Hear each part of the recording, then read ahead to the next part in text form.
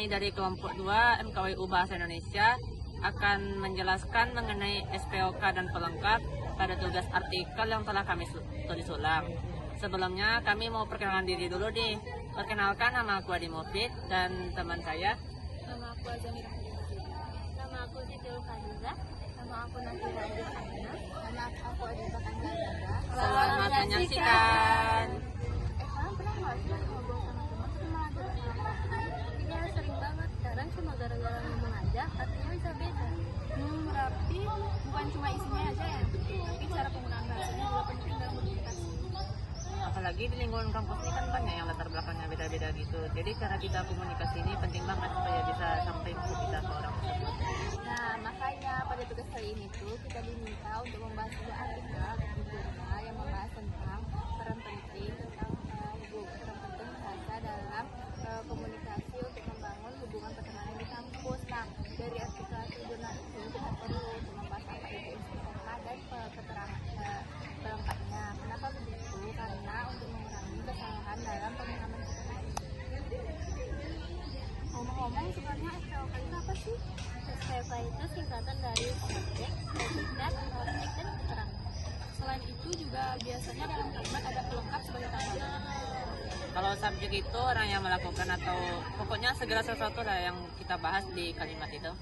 Nah, untuk predikat sendiri itu merupakan sesuatu atau tindakan yang dikenai ke objek, sedangkan itu biasanya itu berupa kata kerja. Nah, sedangkan ada objek kan, objek itu biasanya itu kata kerja aktif, yaitu merupakan sesuatu yang dikenai tindakan.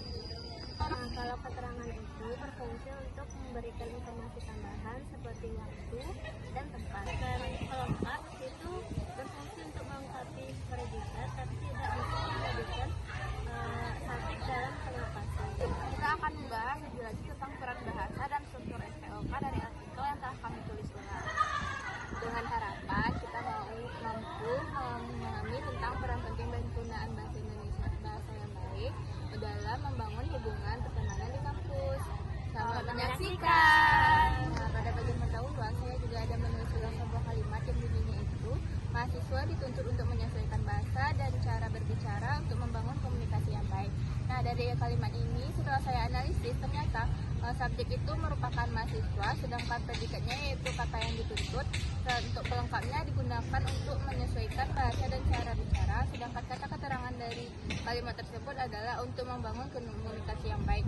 Nah, dari sini saya melihat ternyata di kalimat yang saya gunakan tidak mengandung kata objek, tapi karena dia itu bersifat pasif. Nah, selanjutnya pada bagian metode. Pada bagian metode, kalimat yang aku tulis ulang yaitu penelitian ini menggunakan pendekatan kualitatif untuk memahami fenomena komunikasi dan hubungan pertemanan di kalangan mahasiswa, di mana subjek pada kalimat ini yaitu penelitian ini, predikat pada kalimat ini yaitu menggunakan, objek pada kalimat ini yaitu pendekatan kualitatif, dan keterangan untuk kalimat ini yaitu untuk memahami fenomena. Namun pada kalimat ini tidak mengandung kata pelengkap karena tidak semua kalimat harus mempunyai pelengkap. Karena pada struktur minimal kalimat itu cukup mempunyai subjek dan predikat. Misalnya objek, keterangan dan pelengkap itu opsional tergantung jenis kata kerja. Di bagian pembahasan juga ada kalimat yang aku ambil sebagai contoh, yaitu bahasa memiliki berbagai peran penting dalam interaksi sosial.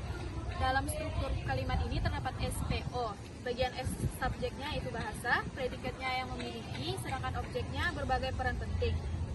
Kenapa pada kalimat ini tidak ada pelengkap? Karena kalimat ini merupakan bentuk dari kata kerja transitif. Makanya pelengkap tidak dibutuhkan karena sudah ada objek dalam kalimat. SPOK dari bagian hasil dalam pembahasan dari artikel yang telah kami tulis ulang. Salah satu contoh kalimatnya yang ada di artikel tersebut yaitu bahasa juga dapat menjadi identitas bagi setiap individu. Nah, dalam kalimat itu kita bisa lihat bahwa subjeknya yaitu ada bahasa, untuk predikatnya ada kata dapat menjadi, pelengkapnya yaitu identitas, dan kata keterangannya yaitu bagi setiap individu.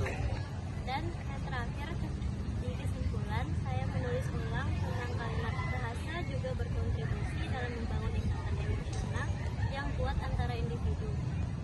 Analisis SPOK-nya yang pertama, subjek, bahasa, predikatnya berkontribusi, keterangannya dalam membangun ikatan emosional yang kuat antara individu. Di kalimat ini tidak ada pelengkap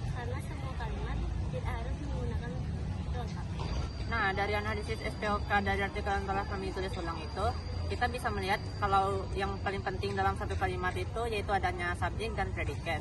Untuk keterangan, objek dan pelengkap itu sifatnya opsional, boleh ada dan boleh tidak dalam satu kalimat.